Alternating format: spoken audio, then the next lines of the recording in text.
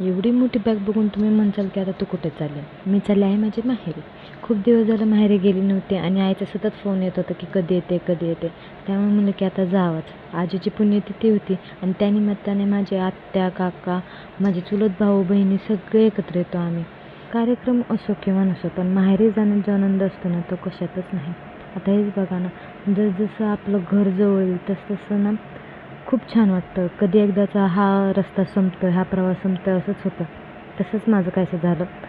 माझं माहेर काय लांब नाही, खूप जवळच आहे. पण तरी असं वाटत होतं कधी मी एकदाची घरी पोचते आणि कधी मी माझ्या सगळ्या घरच्यांना भेटते. तर तिथे मी गेले. पुण्यतिथीचा कार्यक्रम चालू होता. आजीच्या समाधीच्या ठिकाणी जाऊन तिथे तिचे आशीर्वाद घेतले. मग त्यानंतर आम्ही सगळे भाऊ बहीण, आत्या, वहिन्या, बहिणी सगळे एकसाथ बसलो होतो जेवण करायला. हा सकाळचा मेनू होता पुण्यतिथीचा. आणि त्यानंतर आम्ही गप्पाही मारल्या आणि आम्ही सगळ्यांनी आईस्क्रीमही घेतली. आमची तर आईस्क्रीमवाला आला ना की त्याचा पूर्ण गाडा तिथंच संपून जातो, इतके आम्ही सगळेजण आहेत.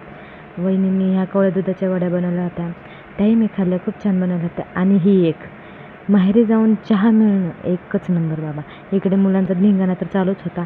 इकडे त्यांनी ब्लूटूथला गाणी लावून ह्यांचा डान्स चालू होता. मुलांचा इकडे डान्स चालू होता आणि आमचं इकडे चालू होतं थम्सअप प्यायचं काम. तर उन्हाळ्यात तुम्ही काय काय मजा करता मला कमेंट करून नक्की सांगा. भेटू पुढच्या ब्लॉगमध्ये. तोपर्यंत बाय.